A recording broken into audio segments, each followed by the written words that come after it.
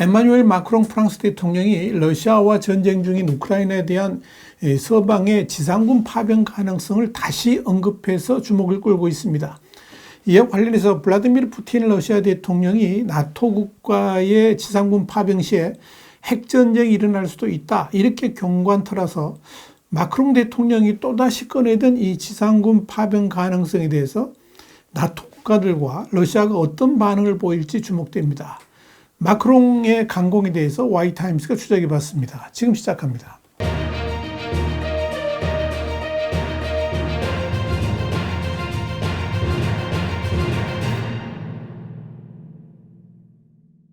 프랑스 일간 르 파르징은 현지 시간으로 16일 마크롱 대통령과의 인터뷰를 보도했습니다. 이에 따르면 마크롱 대통령은 어쩌면 언젠가 우리는 러시아 병력이 맞서기 위해서 지상작전을 할 필요가 있을 것이라 그러면서 지상군 파병 가능성을 다시 한번 언급했습니다.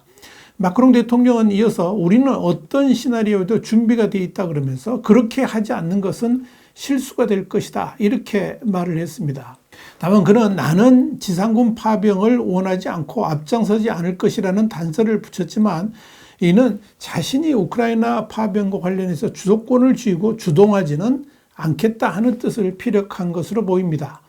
그럼에도 불구하고 사실상 어쩔 수 없는 때가 오게 되면 그에 합당한 결론을 내릴 것이라고 강조를 했다는 점에서 이 러시아의 공격을 받고 우크라이나가 최악의 상황으로 몰리게 되면 결국 우크라이나를 구하기 위해서 지상군도 파병하겠다, 이런 강력한 의지를 피력한 것으로 해석이 됐습니다.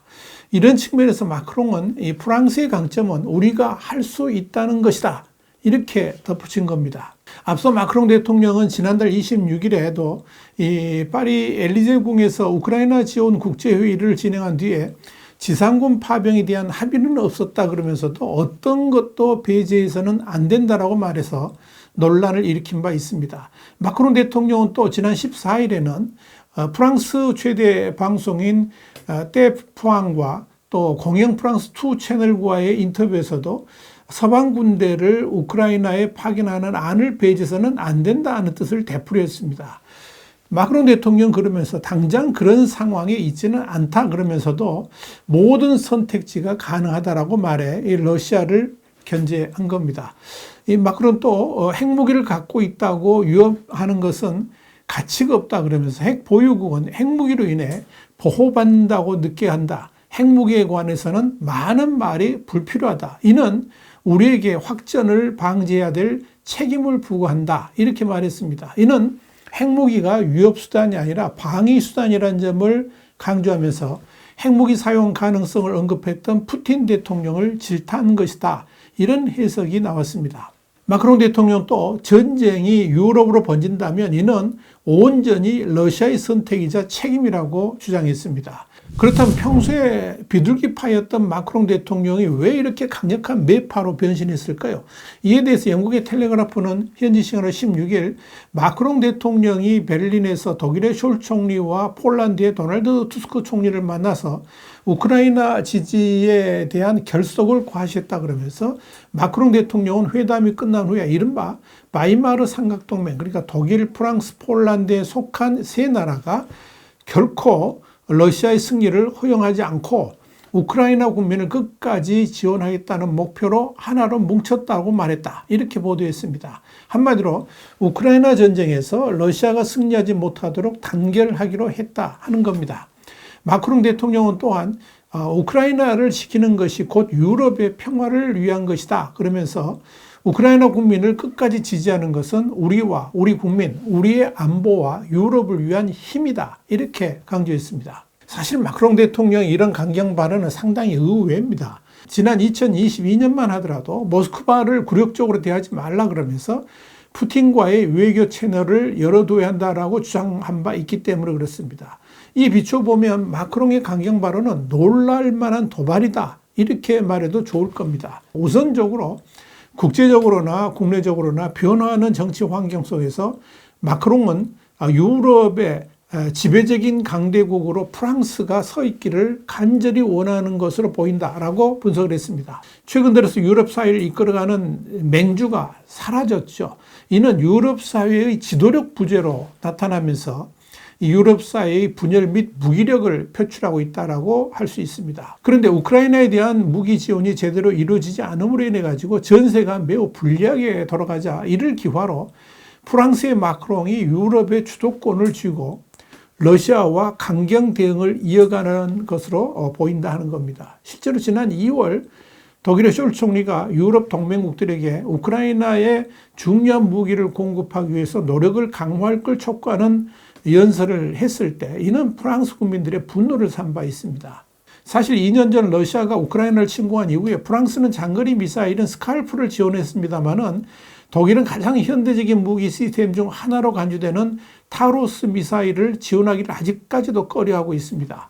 프랑스 입장에서는 독일이 오히려 우크라이나에 대한 군사 지원을 미적대고 있다고 본 겁니다. 물론 독일이 우크라이나에 대한 강력한 군사 지원을 해주지 않는 것은 프랑스하고는 다르게 독일에는 핵무기가 없다 보니까 우크라이나에 대한 강력한 무기 지원을 했다가 자칫 러시아의 보복을 당할 것을 우려해서다 하는 분석도 있습니다. 실제로 이번 주 독일 연방의회는 우크라이나에 대한 무기 지원안을 3번째로 부결시킨 바 있습니다. 독일은 독일대로 프랑스에 대해서 불만이 있습니다. 독일이 미국과 이스라엘 기술을 사용해 가지고 유럽의 미사일 방어망 구축을 추진했지만 프랑스는 여기에 참여하지를 않았습니다. 독일 입장에서는 프랑스의 불참으로 유럽의 공동 방어망 구축에 문제가 생겼다라고 보고 있습니다. 사실 독일과 프랑스의 이런 갈등은 유럽 사회의 주도권과 깊은 연관이 있습니다. 독일은 유럽의 경제적 주도권을, 프랑스는 전략적 리더십을 가지고 있습니다. 그런데 이런 경계가 무너지면서 양국이 충돌하고 있는 것입니다. 결국 마크롱이 우크라이나 전쟁 카드를 꺼내들면서 지상군 파견이라는 엄청난 소용돌이를 일으킬 수 있는 논쟁을 불러온 것은 이를 기화로 유럽 사회에서의 주도권을 가져오겠다는 심산이 담겨 있다 하는 것이 텔레그라프의 해석입니다.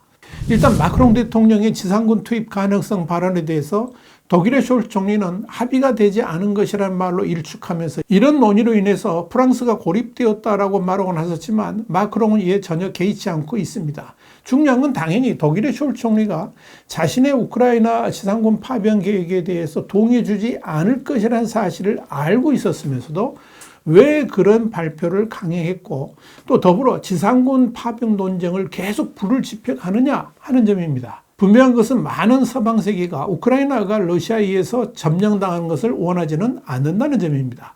마크롱은 이런 포인트를 정확히 짚고 있습니다. 그러나 전 세계 어떤 지도자도 지상군을 파병해서라도 우크라이나를 도와야 한다는 말을 하지 않고 있습니다. 심지어 미국의 조 바이든 대통령마저도 마찬가지입니다.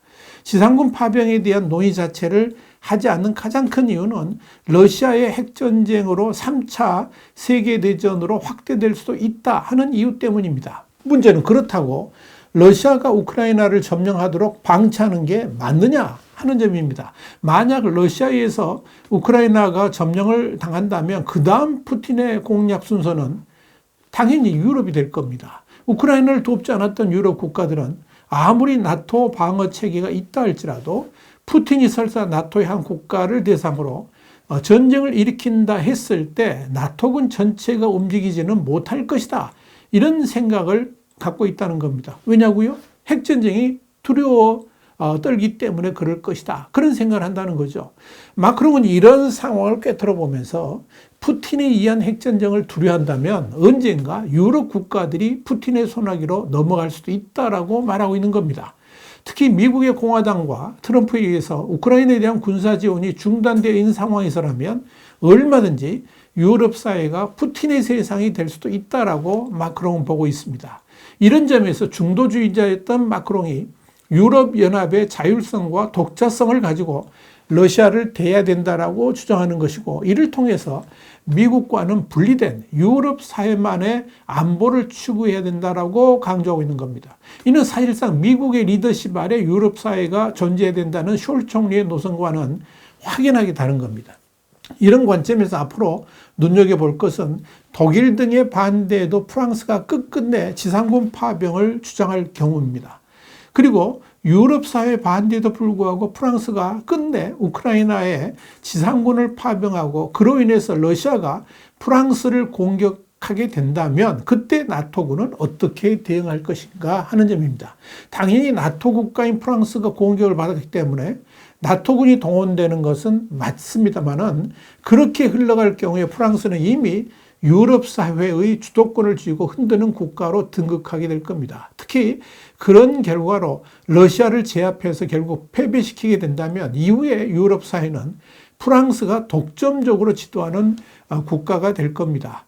마크롱은 지금 이걸 노리고 있지 않나 저는 그렇게 판단합니다. 화이트타임 정세 분석이었습니다. 감사합니다.